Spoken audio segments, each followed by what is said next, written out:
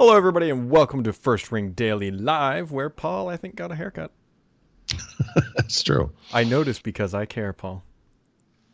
Well, you don't care that much. I did it 2 days ago. Oh, did you really? Well, no, actually, maybe it was yesterday. I don't know. And then it's going to dwindle down to, actually, it's yesterday at 4 o'clock after we did the podcast. Yeah, exactly. And then as we were talking right before the show, Yusuf Mehedi, who was a former still is a corporate vice president of, Windows and Devices Group, is now hold on, I'm going to read his actual title here, because why not? He's now the corporate vice president of the Modern Life and Devices Group. Keyword missing there from that statement is Windows. Yeah. So if you go to allaboutmicrosoft.com, which is Mary Jo's URL, she wrote a story about this yesterday called Microsoft's Plan to Try and Win Back Consumers with Modern Life Services. And the consumer plan is like you'll have Microsoft on all your devices, the cross-device integration stuff. Continue on PC and so forth. And so how is that different from what they were doing yesterday? It's like a look, don't look over here, it's new. Yeah, I was like, this all sounds familiar. It's just a new headline that doesn't have the word Windows in it. Yeah, well, to me, that's the notable bit, right? So someone certainly on Twitter's already asked, like, what does that even mean? And I didn't write this back, but, my response to that really is what it doesn't mean is Windows.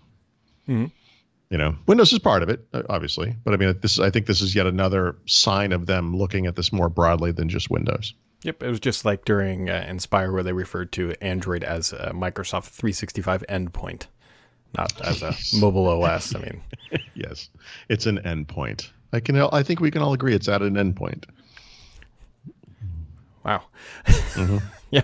Well, rocking on from there. Microsoft announced earnings yesterday, and to say they were anything other than honestly great, it would be short selling it at $30.9 billion in revenue. They outperformed what Wall Street wanted. Commercial Cloud brought in $6.9 billion, up 53%. Azure grew by 89%. Intelligent Cloud had a total of $9.6 billion in revenue, growing 23%. More personal computing, which includes that Windows that they're trying to scrub from the internet, even though I don't understand why, brought in $10.8 billion. Its biggest business unit. Yeah. So that's the uncomfortable irony to the earnings. You've heard the phrase, show me the money. I want Microsoft to show me where the profits are coming from, because they don't do that. Right. And I think they're in this phase where they're trying, and it's working with Wall Street, where they're pushing this cloud computing thing. But I bet they make a lot more money from other stuff. And I think that's the thing they're trying to obscure right now as they make this transition.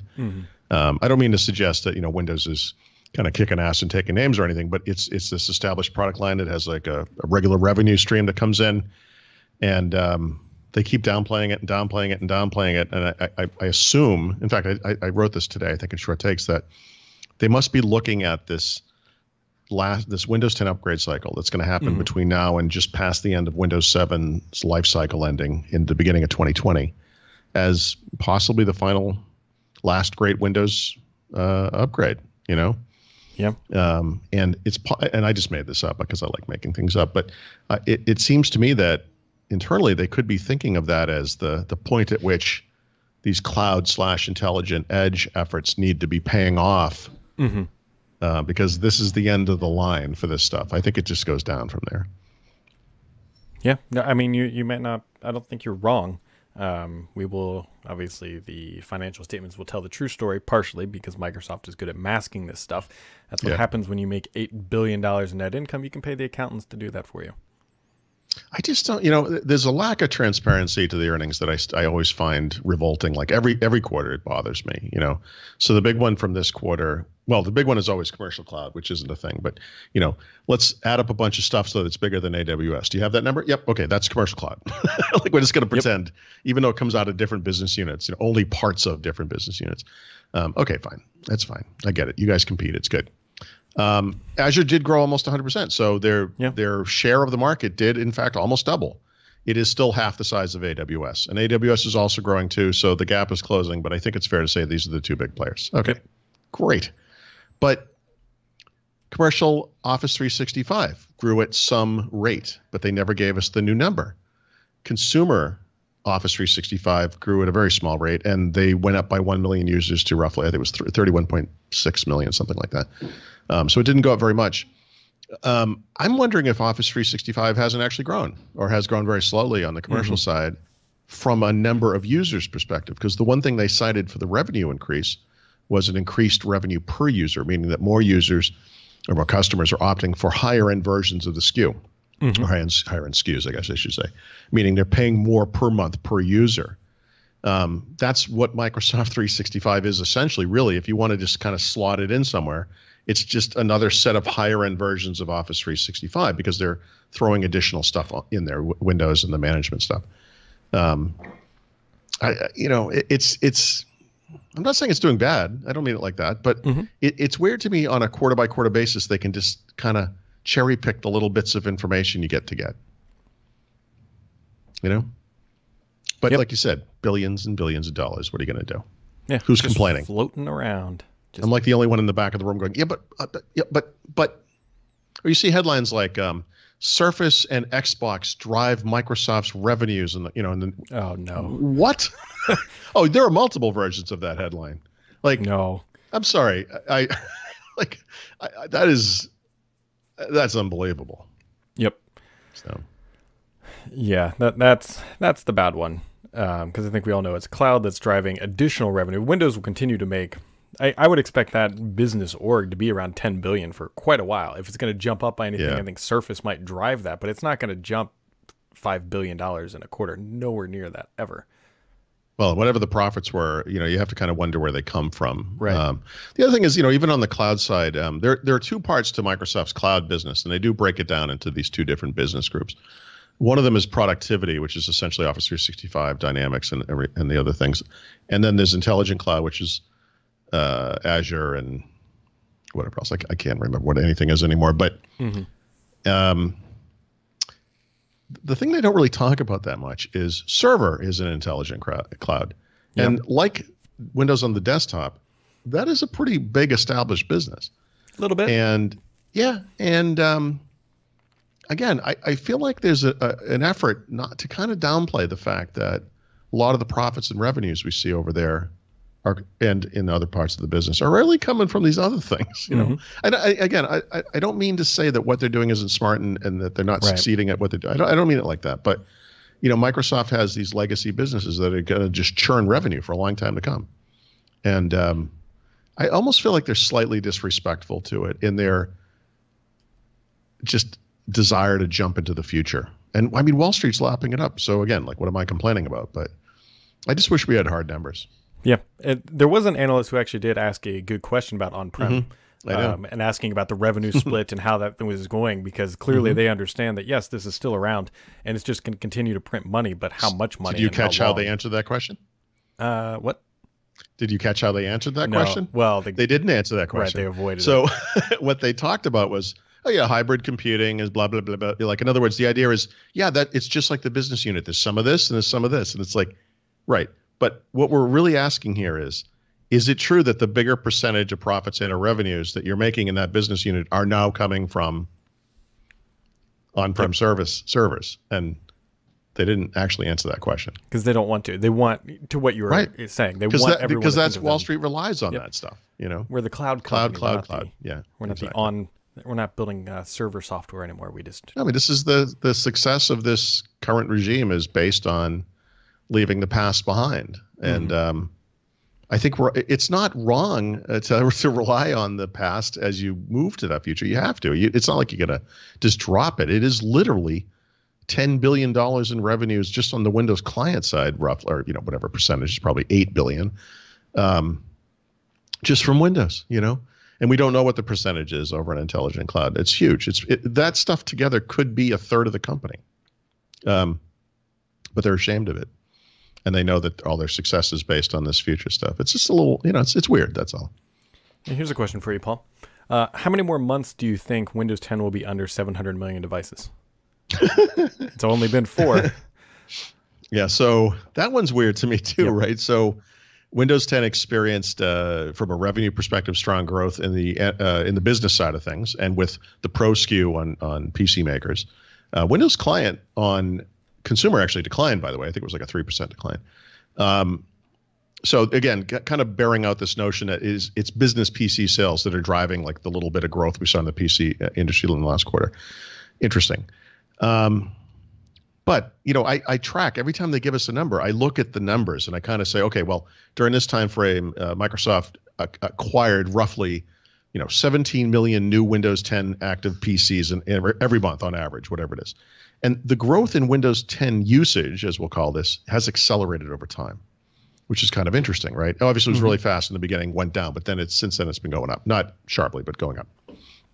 So last time we got a number for that, I don't remember the dates anymore, but it was probably the $600 million milestone. The rate had gone up to, it was almost 17. Let's call it 17 million new active Windows 10 devices per month. That was the rate. So Terry Myerson first said the phrase nearly 700 million, I believe in late March. Yep. I could be off. It could be early April, but it was somewhere in that time frame. This is months ago. So let's call it April, May, June, July, 3 months ago. So like assuming the rate has stayed the same, but again, we've seen growth in the market that if anything, the rate should be accelerating, but let's just call it 17. 17 times 3 is whatever number that is, 41, something like that. Is it that what it is? Whatever it is, doesn't matter. We should have seen that many more 51. Windows 10 active PCs since the time that Terry Myerson first said this. Or 41. Why can't I do this? So, I mean, I don't know. Like, does Terry Myerson have trouble with numbers? I mean, was the number 630 and he's like, that's nearly 700. You're like, yeah, I guess so. I don't know. Or did something happen? Was there a cliff that something fell off of here? It's weird. Yeah. Yep. And here we are. 680.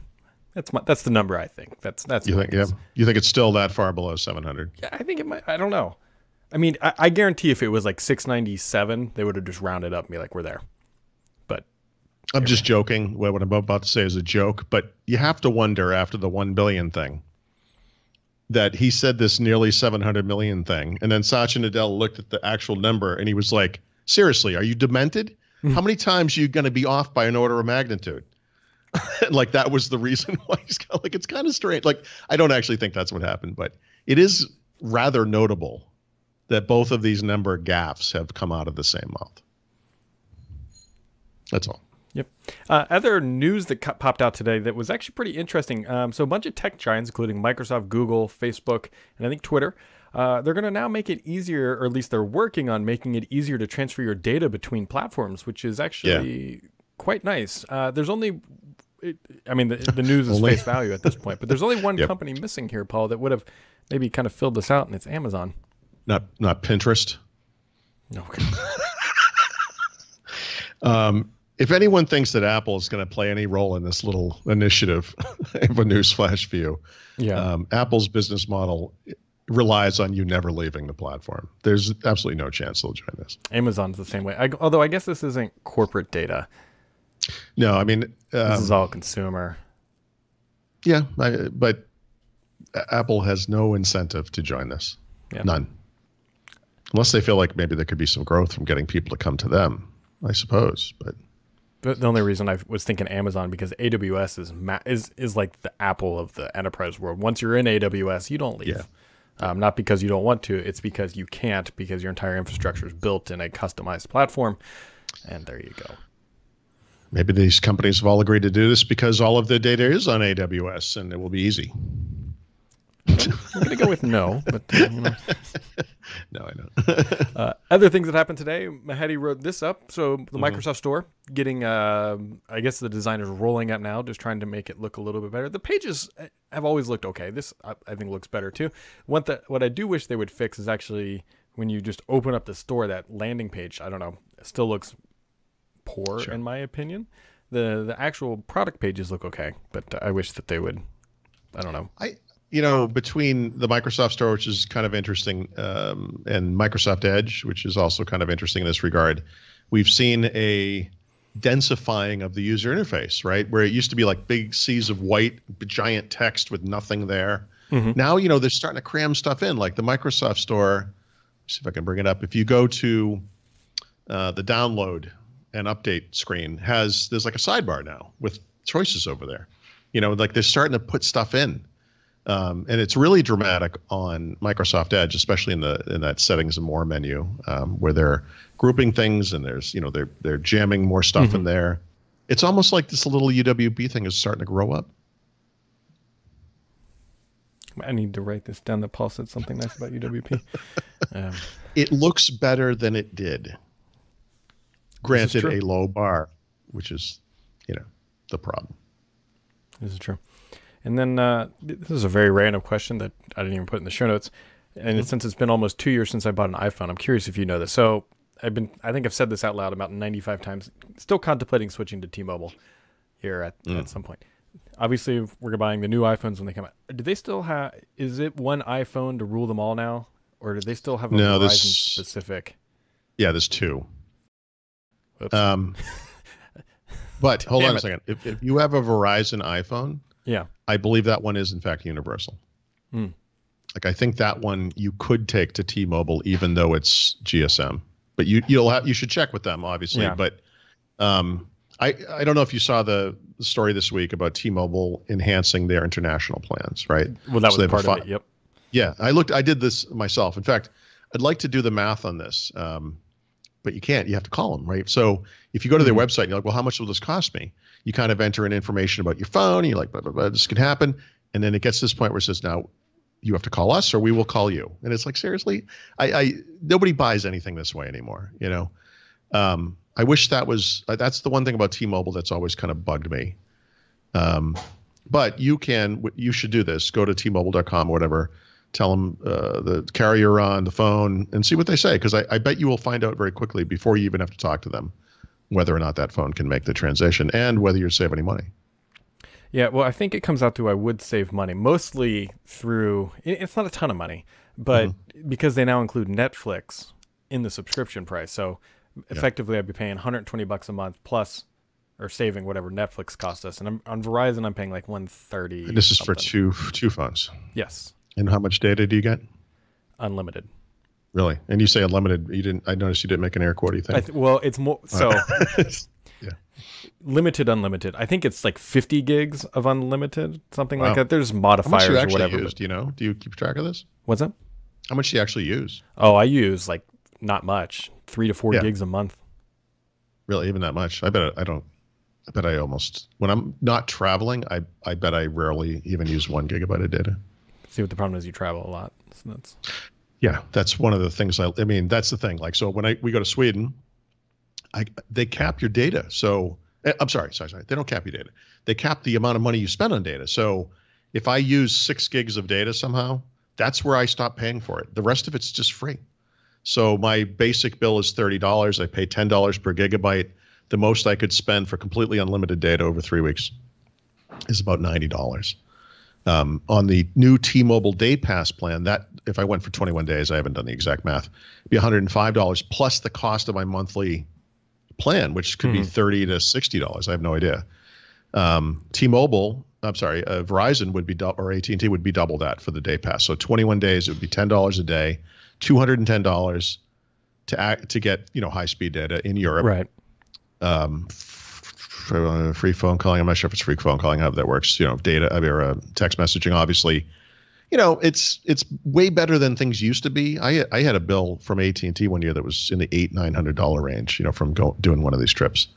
So things have changed a lot. But if you travel internationally, T-Mobile, and like you have a normal phone. I mean, normal people. T-Mobile is starting to shape up to be maybe the best choice here in the U.S.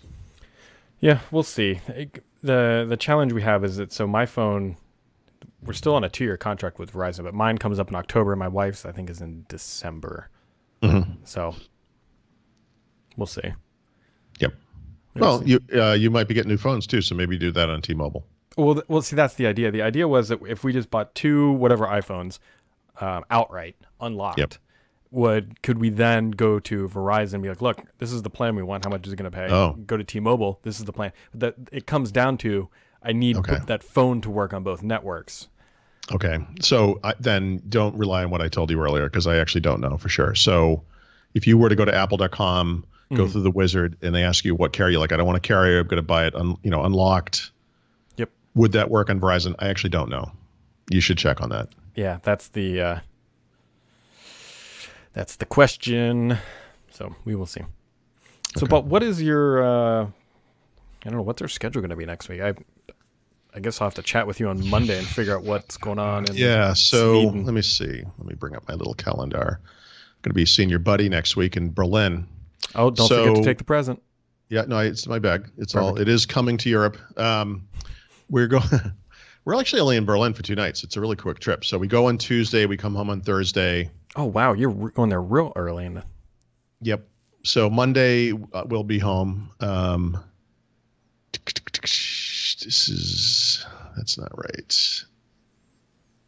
This is where Paul realizes his whole trip's falling apart. Yeah, no, I think I didn't put in the right the area code correctly. The area code, Oh, the time zone. It doesn't matter. Anyway, the point is it's early in the morning for me in Berlin, so I would say Tuesday, Wednesday, probably Thursday. Yeah.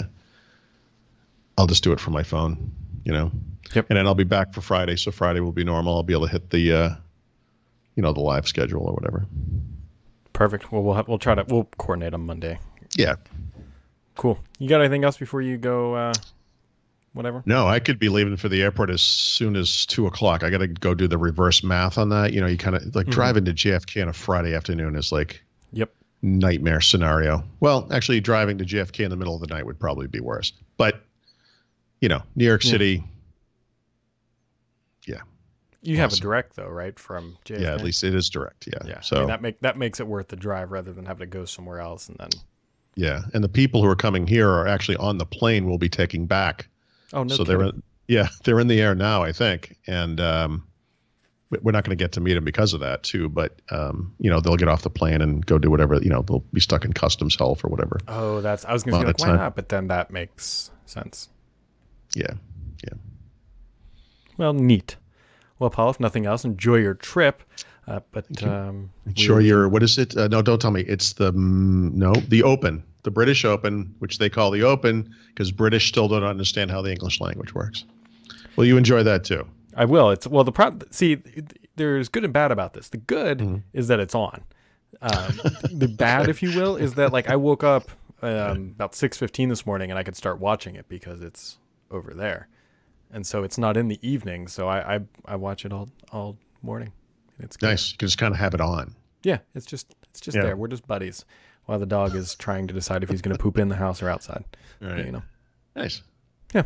So, all right, folks. So that wraps it up for today. We will be back next week, although it'll probably be, I'm assuming, a little bit of a modified schedule.